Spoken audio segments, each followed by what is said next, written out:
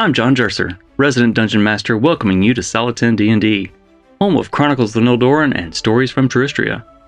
We'll jump into the adventure in just a moment, but first you should know, this is the audio-only version of our live broadcast, which streams most Fridays at 9 p.m. Eastern on Twitch. Our VODs are freely available after the broadcast, no subscription required. For past broadcasts, you can find the full story on YouTube. With that, gather your snacks, settle in, and let's get into the story.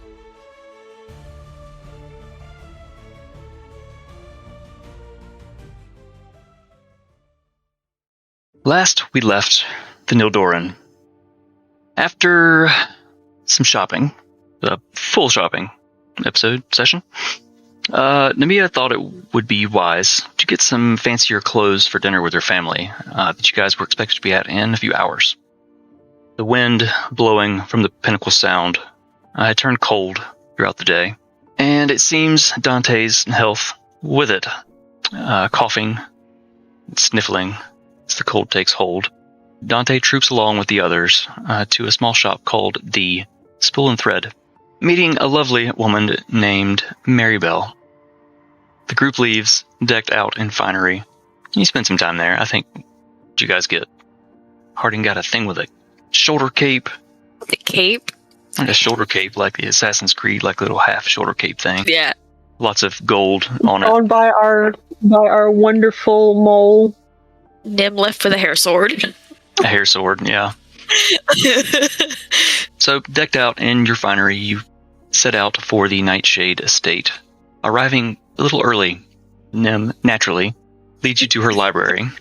Look at a book that she'd acquired from the bookstore, and learning very little from it, history, trying to look into Lord of all Eros. Moving on to her second task, she opened the Void Tome to see if she could prize any new information out of it. Much to her surprise, she learned that trapped within as the deity Primus. Stripped of memory and power, the writing of Primus' name seemed to remind them who they are. Nim also learned that the tome existed before Primus, imprisonment in it, and not knowing who created the tome, or how that they became trapped within it, saying its purpose feels older than mine. The tome also revealed that it can feel the other tomes, faint and distant, yet always present, threads pulling, binding everything together. They call to it, and it to them. Those shrouded can only kind of guide to the path, can't take you directly to it. In the end of the conversation, the Void Tome wrote, "Speak to them as you have spoken to me. Together we may yet find what was lost." Sharing this with Dante, he took a moment to write in the Gilded Tome, with its response being, "You're not ready. Answers must be sought, not given. Seek one who may guide you, where I cannot. Someone your ally has known before, the path lies in Whitemaw, where an old friend remains." And it was signed with a small raven feather glyph. Finished with the books. Things went pretty well at dinner, I guess. Nim's brother Dante talked about expanding the port, while Lyra proceeded to drink everything and babble nonstop at Dante, whose cold was starting to hit him pretty hard and had trouble speaking. Valen asked about your plans, and Lucian passed some potions to you, Nim, which I've added to your inventory. Oh. Lyra and Dante left together to begin their walk back to the tavern. Lyra stumbling while Harding and Nim trail not too far behind, chatting on their own. After some time, Lyra wanders off on her own, the others catching up to Dante. The next couple days pass in kind of a blur, just kind of relaxing in Cogspring before you decide it's time to go. You've all recovered from your exhaustion.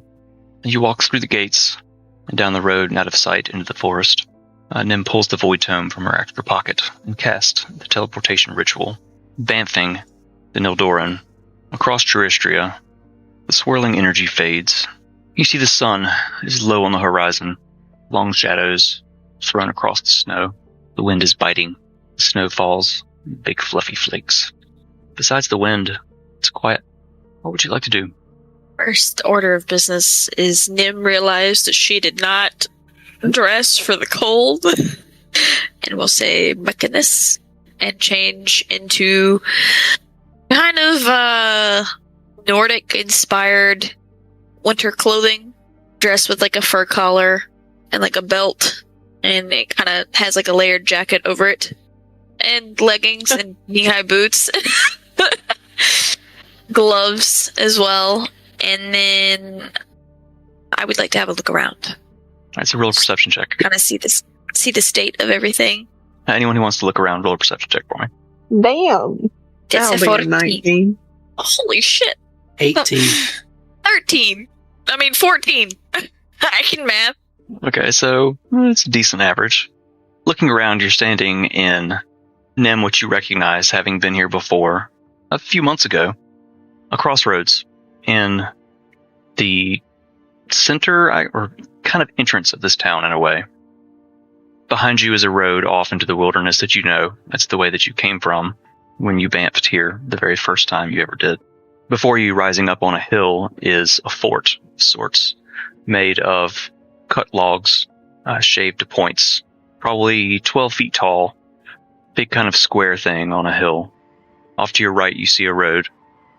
Directly to your right is a guard tower, and there are a couple soldiers standing there around the fire, much like they were last time. Off to your left, you see, kind of as the hill goes down, the town of Whitemaw proper. There's a very large chapel. It's smaller than other temples that you've seen. It's more of a chapel in its stature, and lots of buildings with look to be homes and black smoke pouring out of the chimneys, tossed by the wind. What time of it's nighttime, isn't it? You said it was nighttime? Yes, the sun is actually behind the fort, so you're facing west. So the shadows are long behind you. It's twilight. Twilight. Alright.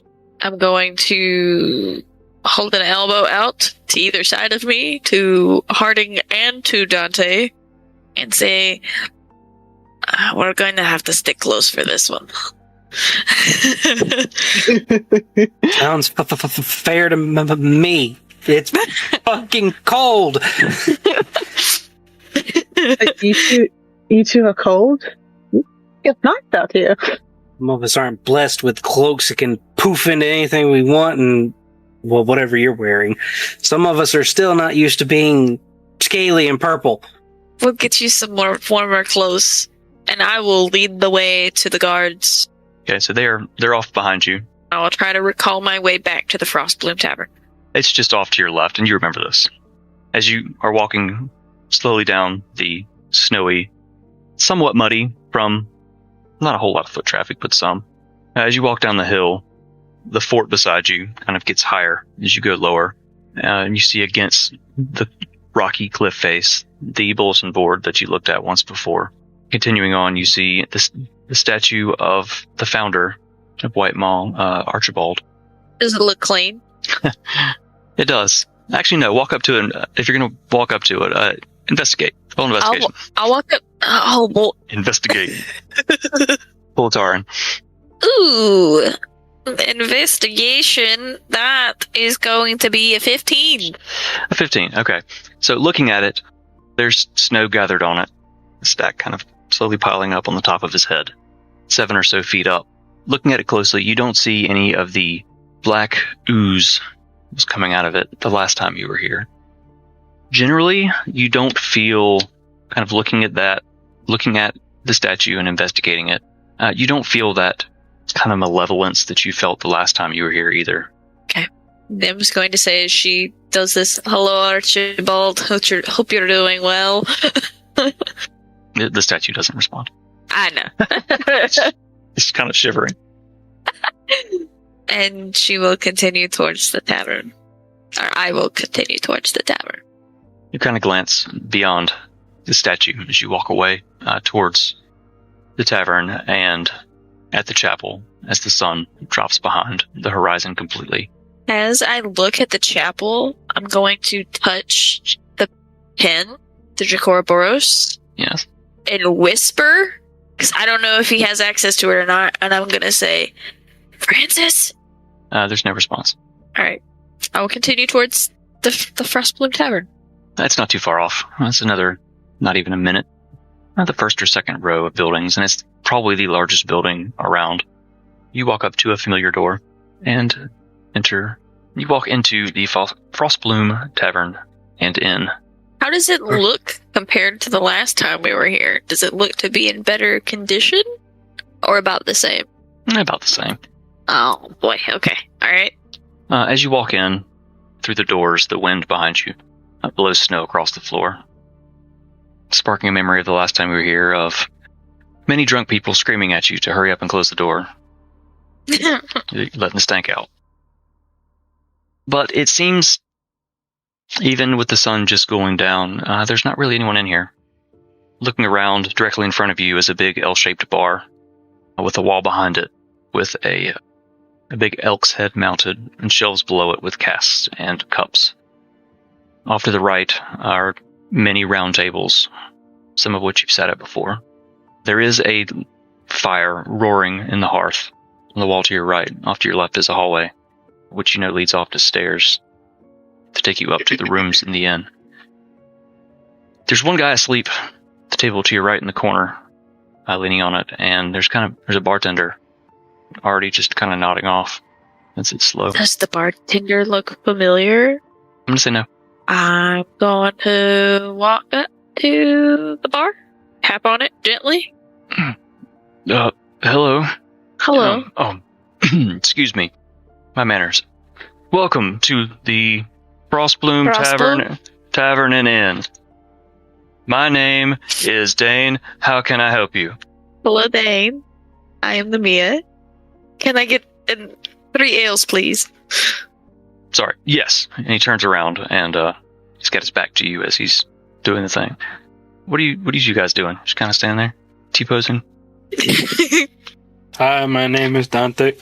Harding would take up all of this tavern. Hello, I'm Harding. Harding, that's me.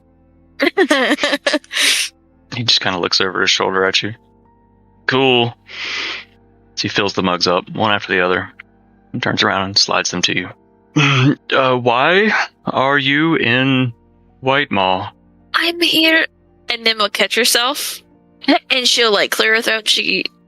I am here to see Francis.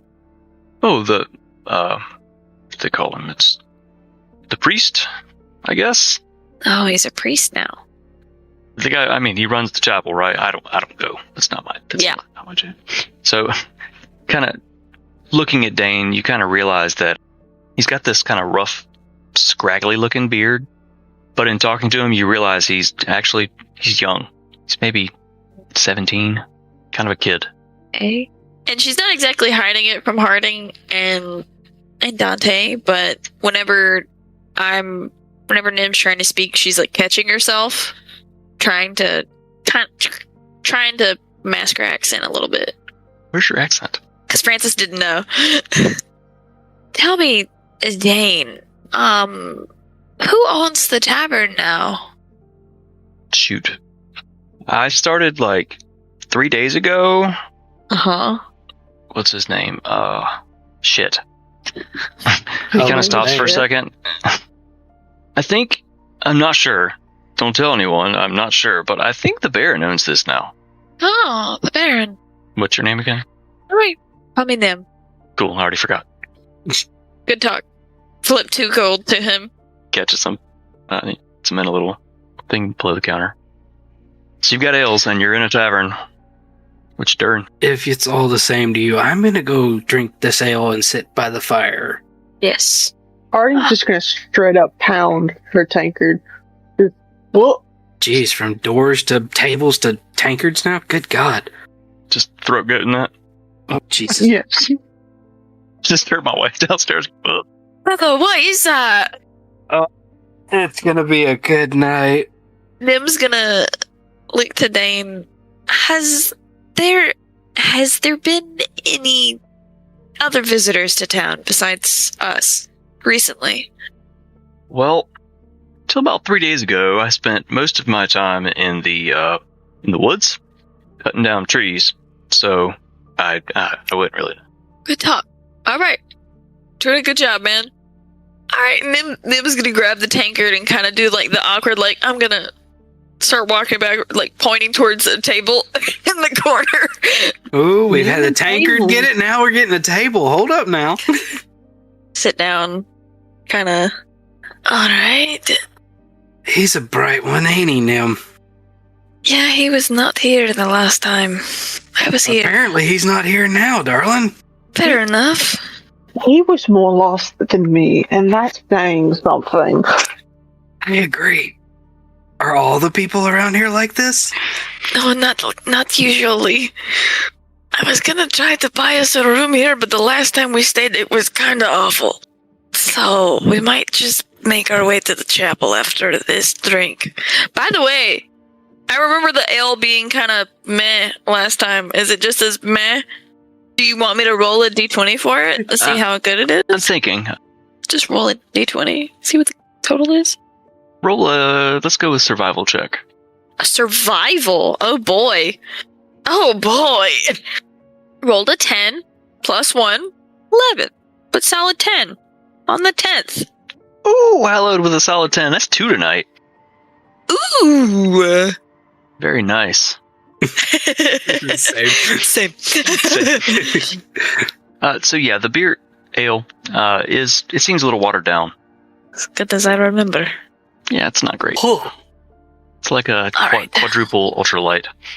Oh. Like somebody just waved hops over it. Ugh. Has a hint of hops. A whisper. Okay, I think I'd rather try to drink the snow. Yeah, we'll have to, I'll finish it for y'all. I mean, it's just... I will pass my ale to Harding, like, without her even finishing the sentence. Harding found both those back. Like, it's no problem. Throw good for the win. Mm-hmm. A lot of pounding going on tonight. Good All job. right. There are several people in this town. I say several. There's like 2, maybe 3. That I would like to check in with. The first one is the Baron, who's the leader of the town, which we can talk to in the morning. The other one is Francis. And I'm going to lean over to Dante and say, he's a little scaly, just like you, but he's also very sleepy most of the time. Short attention span. Got it. Oh no. You'll see. Maybe. I know it's late, but if you guys are okay with walking through the snow again, I don't have much going on. I'm gonna look at the other person in the tavern and see if I recognize them. The only other person in the tavern is the guy sleeping at the table, and he's face down. Eating that table. I'm gonna cast thaumaturgy and blow out all the candles. Okay. As the clocks appear in your eyes, and this wave of just rushes through, and all the candles are snuffed out, the chandeliers, the sconces, the roaring fire in the hearth, however, does not go out. It's the only source of light in this room. It's a very large room, though. I guess not very large, but it's large enough that this man is now deep in the shadows in the corner. The light from the hearth does not touch him. You hear Dane behind you, like, sputtering, like, what the fuck? I will cast it again. Light on the candle. I mean, all the lights went out. Every single one except for the fire in the hearth. It's pretty large. It's a large fire. Can it put out a large fire? Mm-hmm. No. To turn them back on. Oh, to turn them back on. To light okay. them back up. So then, everything comes back on, and some of them that weren't lit are now also lit. So it's a little brighter than it was before. And Dane behind you again, sputtering. What is happening?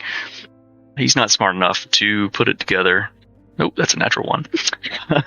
That was probably the 3 new people that walked in, causing weird shit to happen. Shocker. So, when the lights get brighter than they were before, you hear some muffled muttering from the man at the table, but he doesn't. He just kind of digs deeper into his arms to hide the light. Going back, your hair's off. Okay. Alright. That's all I got. I guess we can go back out in the snow. Wait a minute. We're going back out in the cold? Well, Yes. How do you expect Oh, to get anywhere? Fuck this. This scaly dude ain't doing this. And he's going to grab his necklace and say, I'm getting into some fur, damn it. And change into the wolf form. Oh shit! All right. It is gonna be losing shit. As you grab your locket and click it, your form begins to warble. You have to use your imagination for the backdrop on this one. I love it when I don't expect the things that you do. Your form warbles as you kind of fall forward onto your hands. It's a soft little flash of light. Now there's this very large wolf, gray with bright golden eyes, kind of sitting. Tail wagging. Big old floofy tail. Great, now he's going to take the furries.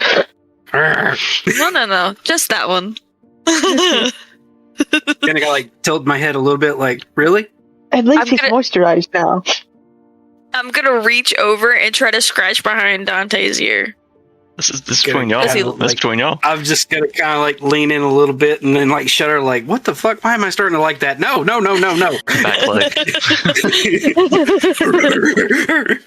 Whole time, Dane's just kind of like, What that dog doing? What did I do? wasn't he like a purple dragon guy before? Where'd that dog come from? What that dog doing? No, I'll do it. Don't worry about it, Dane. It's fine. What dog? I don't see anything. Are you sure you're well, Dane? You guys can hear me in your thoughts. I forgot about No. Yeah, we can. that. Yeah, you can. You there, Dane. There's no purple dragonborn. Uh, Have you been hitting the sauce? Do you know that's not good Very- for you? Lost in the sauce. no, I'm allergic to sauce. I do like smell though. That's Dante's gonna like talk to Nim and Harding. Let's go before we burn his brain out. Nim's going to stand. What's a brain? How can he hear me? Oh, Oh, you got me. Never mind. have a good night, Dane. He kind of just makes a face and he walks away. He walks around the wall that behind the bar. I will lead the way to the chapel, because even though it's late, I don't suspect the room's going to be much better than it was last time. The usual 17-year-old night shift that is been working there 3 days. I will say probably by the time we start stepping out like into the snow, even though Dante's in wolf, as soon as his paws touch, he's kind of like high stepping, like still cold. Harding would like to reach down and make a snowball. Don't you fucking dare! Okay. Oh no. You reach down, pack a snowball together. And Harding is going to just undercut that thing at Dante. Here, boy, catch! So, roll an attack roll. Like, unarmed strike. Yeah, I think it's that or the improvised. I think it's the same. If it's range, it's based on dexterity. Yes. Sometimes, I guess. Since Well, this is technically a finesse throw. Yeah, just roll a dex check. Sorry. Okay. +1. Usually I say when you throw stuff, roll strength because you're trying to throw it far, but I feel like this you're trying to throw more accurately. Oh god, is that a 20? +1. Oh Damn it! You bend down and you scoop up a snowball, fling that bitch. You almost throw it so hard like that it tries to fall apart because you throw the fuck out of that thing. And it smacks Dante in wolf form right behind like the back of his ear. Dealing, let's just say it deals 2 points of bludgeoning damage. 3,278 damage. That's emotional damage. It's 2 bludgeoning damage, but 3,278 emotional damage. Dante's gonna like turn around and kind of like cock his head to the side and be like, Harding, what the fuck? Nim has frozen. His elbows out. Like, Harding's gonna walk by Nim and just kind of like cup her face like, don't worry. The only hitting I'm doing is on you, darling. And just walk aimlessly. She doesn't know where the fuck she's going. Harding, darling, it's this way. She's already a good 10, 15 feet away because she's 7 feet tall, and one step is like 3 miles kind of thing. She's walking up towards these woods over here, even though very obviously you walked past the chapel on your way in, kind of walking the other way. Harding this way. Harding just stops in her tracks. Dante's gonna like turn around, even though he's still pissed off he got hit with the snowball. He's gonna turn around and bark at Harding and then point that way. See the old cartoon dog like pointing. Yeah, like with my tail. I point with my tail, not my nose. I mean, it's not very far. Minute. It was a minute before, a couple minutes. You walk back and you stand before the statue of Archibald. Hello, Archibald. Why aren't you bald? It's hard to tell. He very well could be. I'll go up to the doors. What's that face? I'm just waiting. I'm gonna turn around and be like, "What's in here, guys? Is the door open? Can I check the door? Is it? Oh, the door is very much closed. It's cold as fuck outside. Why would the door be open? Is it unlocked? It's a better question. I don't know. You haven't tried to open it yet. I will try to open the door. Would you like to open the door? Yes, I want to open the door. You grab the handle and you start to pull on it, trying to open the door, and it won't open. I will. Yeah. I will bang on the door. As you bang on it a couple times, the door swings inward. It's a push, not pull, them. Goodness. Everybody's pulling good things, and I pull the push door. Great. It's a wonderful day. And I will walk inside. Being around that bar guy must have made you lose your brain a little bit there. I've fried a few brain cells, yeah. I didn't fucking know. I'm just Harding. That's me. I was gonna say Dante's gonna get his ass in. Okay, so all of you are going in. Yes. Okay. Sure. Shut the door behind me. Push the door behind you. As the door closes, in front of you, it is Nem to you. It looks exactly the same for the most part. Tapestries on the walls, windows and pews. There are a few candles lit. Oh no! But it just kind of a quick look. You don't see anyone around right now. There is, however, someone you do recognize. It's a small black cat who has poked his head around the end of the pew. The sound of the banging on the door and the door closing. He's kind of sitting there watching you, his head cocked. How does he react to the big wolf? Kitty! He's just kind of watching each of you. He doesn't seem deterred. Hugo! His ears swivel at that. His eyes get bigger. He begins patting towards you. And lean down and reach out a hand. He sniffs you, and then he just full on starts. Oh, yeah. I will scoop him up in my arms. It is so good to see you, old friend. He's purring heavily. Oh. Hello? I will step down the aisle, still giving the best scritches. While I'm looking around, I will turn around to face Dante and Harding and say, "This is Hugo." Oh, Kitty. Roll an animal handling check. 14. Oh. As you reach towards Hugo, he stops purring for a moment. Kind of little kitty sniffs on your finger. Harding's just like, please, please, please, please, please, please, please, please, please, please, please, please, please, please, please, please, please. And after a second, you can kind of feel the side of his face rub against your outstretched hand. Dante will see this and be like, okay, so everybody's petting Kitty. I need to go be investigative. And then he'll kind of walk up and then start sniffing at the cat, kind of doing the dog sniff. Kind of like nose to nose. Kind of sniffs and kind of leans back a little bit. I'm gonna give him some more scratches and be like, "It's okay. It's alright, Hugo. He's friend." Oh, you're scratching Hugo. I thought you were scratching me. Well, I'm currently cradling the fur child. Oh. Welcome to the rest of the session. We just pet a cat for the next 3 hours. Okay, so then how do you pet it? Ooh, and then how do you pet it after that? Just like Phoenix said a minute ago, 3 hours later. Don't touch the belly. Belly scratches.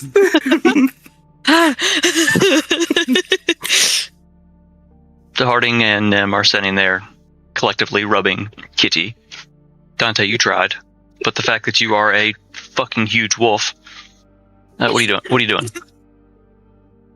Wasn't Dante? Weren't you investigating, or were you just trying to make friends? Yeah, I was investigating. Yeah, I was doing the sniffing. No. We will break everything. Stop it. What you sniffing there, bud? Kitty. That smells like a cat. Kind of like just basically actually just sniffing to see if this is a bad cat. It's a roll a perception check. I think as a wolf, you get the advantage with it if you're smelling. Okay. Thank you, Phoenix. So 19? 19, okay. Sniffing the cat. You can smell, no matter how I do this, it's going to sound wrong, so just... I'm sitting here saying just choose your words carefully. Nope, I'm gonna lean into this, because that's what you do. Is he gonna lick that cat? No, but in sniffing it, he can smell that many hands have rubbed Kitty. It's well-loved cat of the chapel. Well-loved, heavily petted. Nim's gonna call out again. Francis! Looking for more misadventures, mayhem, and magical mishaps? Catch us live most Fridays at 9 p.m. Eastern on Twitch and YouTube. Where the dice are hot, stakes are high, and someone's definitely making a terrible decision. Don't forget to visit solid10dnd.com for event updates, shiny merch, and all of our socials in one enchanted scroll. Bookmark it, tattoo it, write it on your hand. We won't judge. Until next Wednesday. So, as you call out for Francis, you hear some shuffling footsteps coming forward. From the right side, the image that you see appears a bronze oh my god. orange. He needs moisturizer too.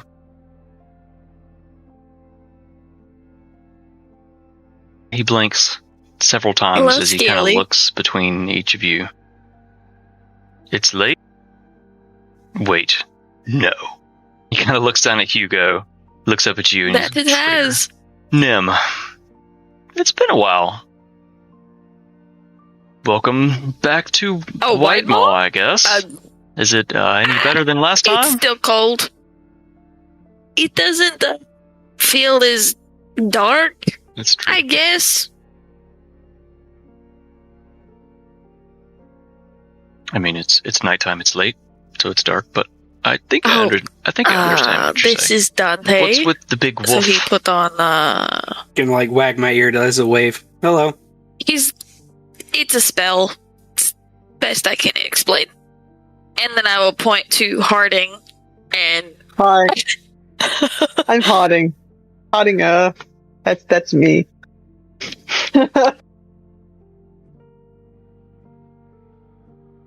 Quick on that one. Francis Harding, it's nice to meet you. I'm Francis Pond. Yes. He looks a moment at... You wear a holy symbol, right? Or something. He kind of... His eyes kind of drift down to it. Visiting in town. He just kind of nods, but he doesn't. Just very briefly wanted to check in. I wanted to see how things were doing, but I know that it's late, and I was wondering if you had a spare place we could stay. I do. Is the hole still there? I mean, you know about the downstairs. Yeah, we don't. We try not to go down there much. We store stuff down there, but you're making sure that we don't. No one can it's still come in from it, right? He was on the necklace. He wasn't conscious whenever you went through the down the endless stairs. Yeah, he was in Reed's necklace. There's a way in. Told him yes, some, but I don't think you spare no detail. Across the creek, and you can access it from there. We must have been in such a hurry to leave that I did. A lot's happened since the last time we saw each other.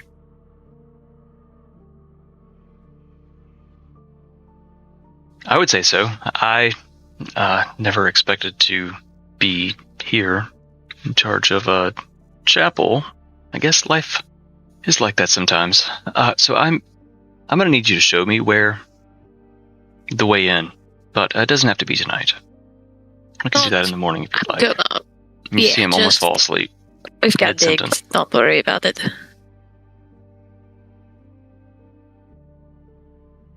I mean, you're welcome to, I've got blankets. You're welcome to stretch out on the pews. Or I will turn to Dante and Harding and say, do we want to pull out the sanctuary, the cottage, or do we want to rest on some pews for the night? I'm down for whatever. I can lay down like a dog. It's not that big a deal. You won't be a dog all night. Fair. And as soon as Nim says that, it's, yeah, you have a point. And then he'll think and then revert back from wolf back to draggy scale Dante. Better to sleep like this than halfway on the floor and look weird curled up like a dog. Going to look weird anyway. You're not moisturized. Francis kind of scratches at his elbow a little bit. I tend to get itchy, and then there's this soft little popping flash as your form warbles and shifts back into your dragonborn form, and Francis kind of, not many of us up this way. Francis, I assume you could understand me. Dante, but pleasure to I don't know meet if you. Caught your name. What is your name? Pleasure indeed. The strangest feeling that there's something we need to talk about. I think that first, let's if rest. it's all right with you guys, I might save the cottage for out of town. I'm good. Catch a pew. I can sleep anywhere. Oh well, I'm following you, so I'll pull out the bedroll that I never use.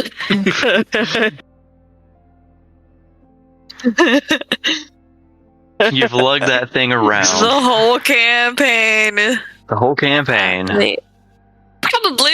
I think we used it once. And have you used it yet? Well, that, but okay, well, early twice, on when you're going down the King's Road.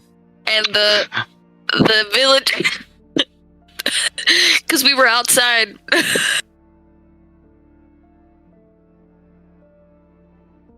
Oh yeah. Well, Francis is kind of. See you in the morning. Rest well. I guess I will see you in the morning. Kind of shuffles off. Make it to bed first this time. As you've seen him do many times. Kind of over his shoulder chuckles, and you hear a door close, and you hear just a loud clatter of armor as he likely just face planted on the fucking floor. Yeah, that's not uncommon for him. Well, pick a pew. I guess rest for the night. I'll shuffle over and find me a pew and lay down on it. Facing it with the tail sticking out behind me. Good lord. Just can't get comfortable. So then you roll over, kind of droops off the edge. I'm going to find a pew, and I'm going to roll the bedroll out on it. But I'm going to kind of sit up and just look around. Nim's kind of tapping her foot. Just taking in everything. Because the last time she was here, it was a lot different. And she kind of watches Dante and Harding in the space, if that makes sense. And as she sits down, she pets Hugo a little bit more, and then we'll let him.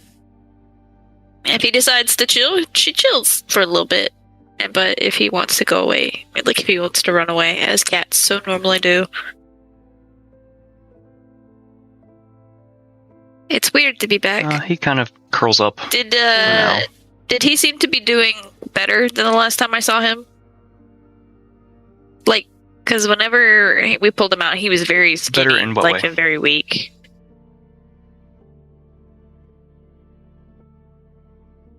Yeah, it's been 2 months.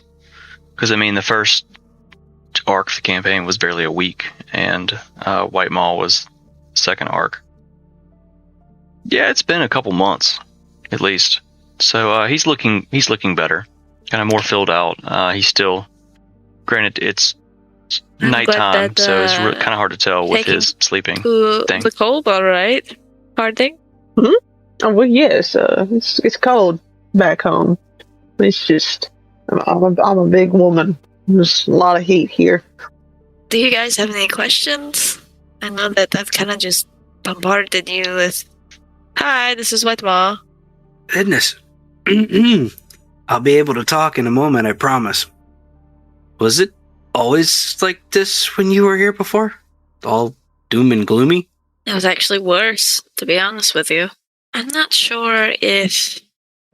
I can't remember if Reed and I told you, but we thwarted the cult here. Oh?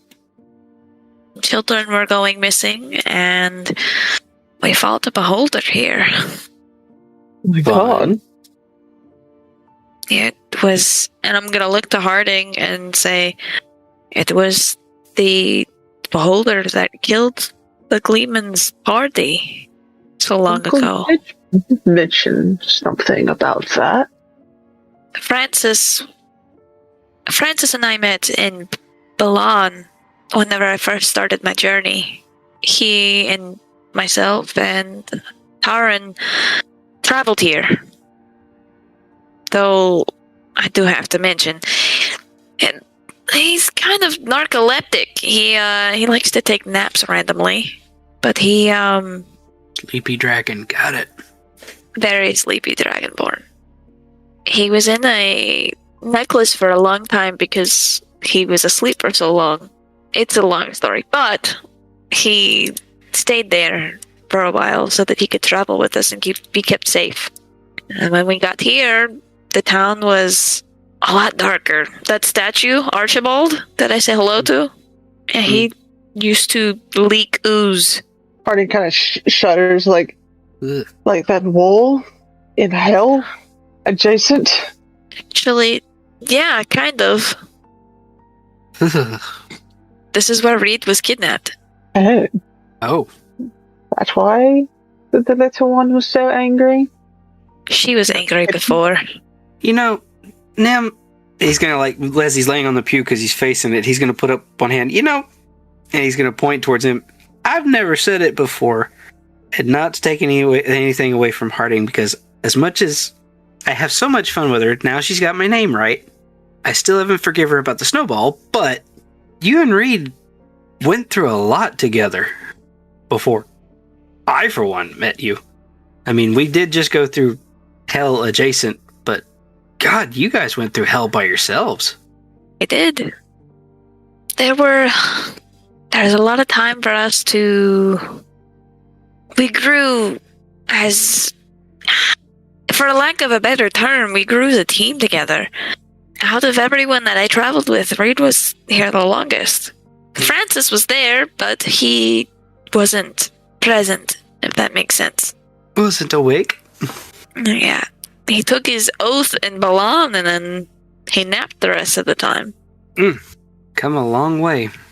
It just kind of just dawned on me about what you've just yourself have been through.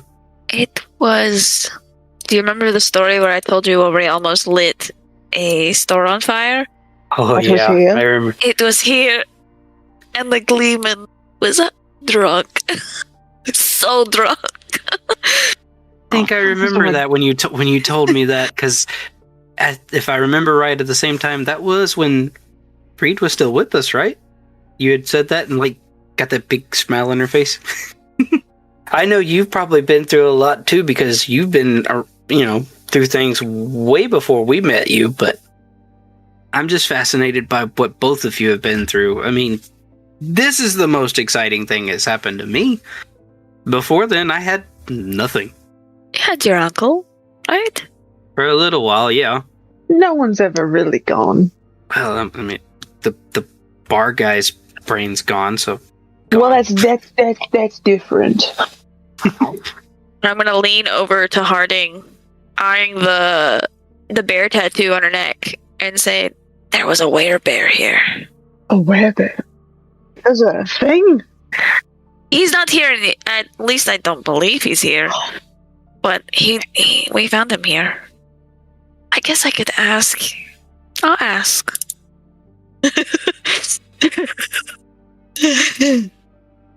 This is also where I'm gonna reach into my bag of holding and pull out the necrotic core corda.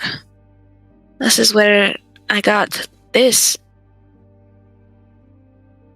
I don't think I have. I don't think I've pulled it out. You showed this to Harding before.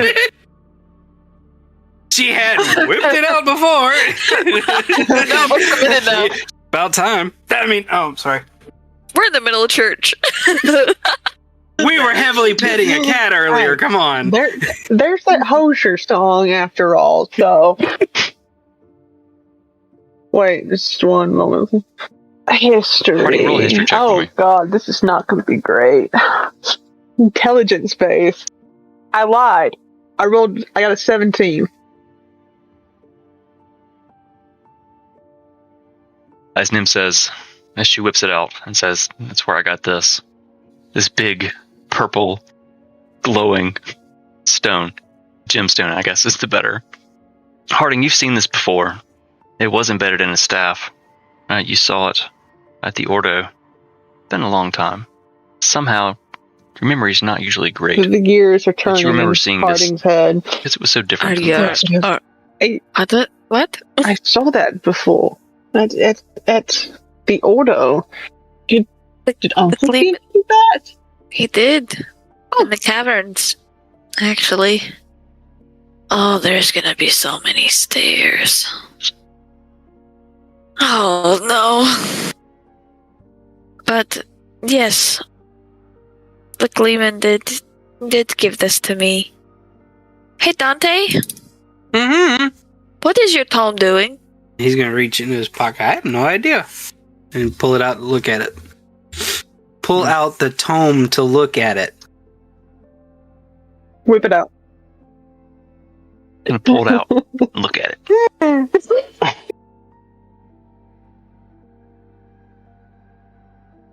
You look at the gilded tome.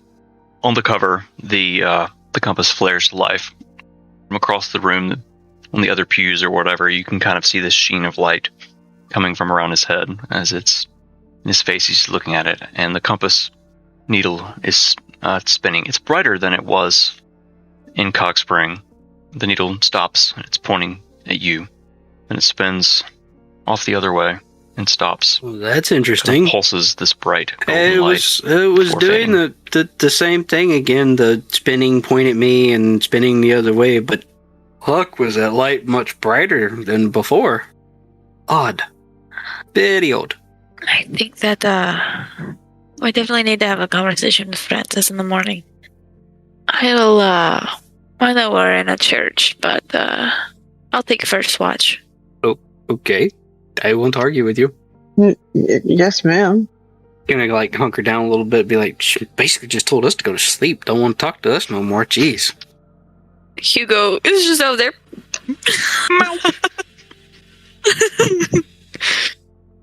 Yeah, I was going to say that just before Dante passes out, he's gonna kind of in his head recollect something that Harding just said, where she said people are really not gone. He's just gonna have that ringing in his head, be like, yeah, she has a point.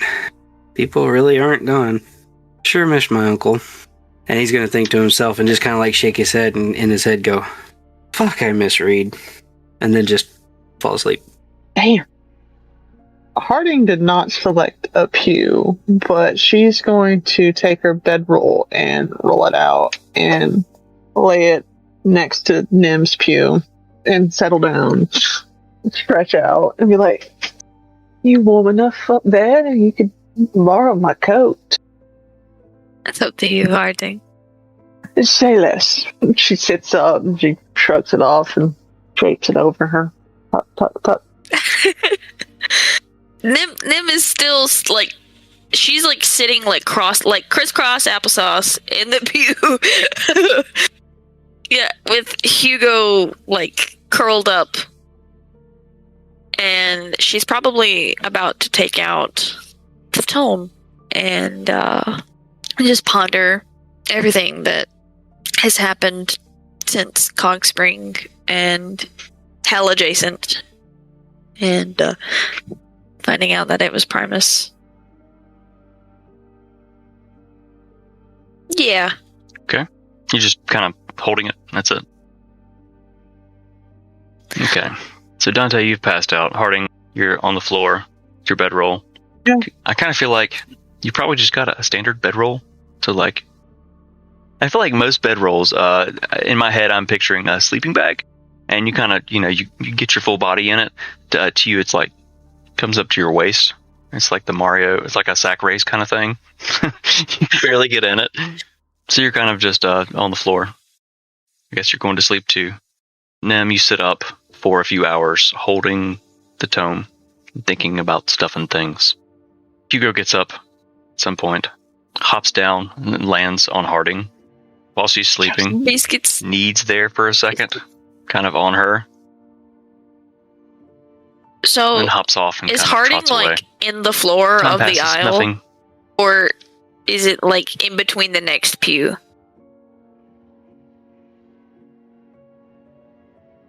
In my head, and I don't know why, this is just kind of what I've been picturing, is that you were in the very front row, and she was just kind of on the floor in front of you, so there was no other pew.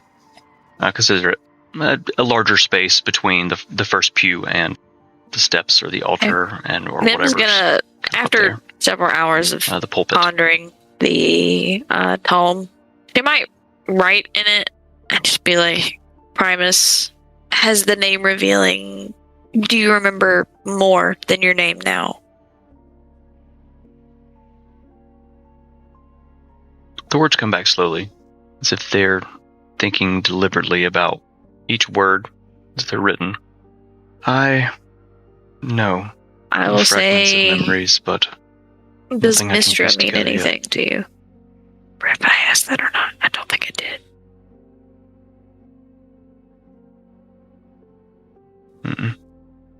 You asked if he remembered the old gods, which is something he was unfamiliar with. He or they? Deity. Let's go with they. There's a longer pause this time. Mistra. All right. That seems Nim familiar, is but I can't. Still reeling I from can't the place it at the moment. revelation, so it was just kind of some afterthoughts after everything. And then she'll put the tome back, close it gently, and put it back in the pocket after a few hours. And then when she lays down, she kind of like lays on her stomach and is watching Harding. Just watching till she falls asleep. Okay. You're not going to wake anybody up. You're just going to kind of take first Oh, watch and well, yeah. crash, or Yeah, I mean, you're in a safe place. I think she'll, having As far with as you the know. intention Place. of waking someone up and then knowing them, she would probably just fall back to sleep. Yeah. There's Hugo. It's fine. Gotcha. He's around somewhere. So you guys sleep through the night. Greetings, Tinsfolk. John Dresser here. Thank you so much for being a part of our story. Be sure to like and follow so you'll never miss the next chapter. You can catch the adventure live and uncut most Fridays at 9 p.m. Eastern on YouTube and Twitch. Just search Solitaire D&D, and we'll see you there.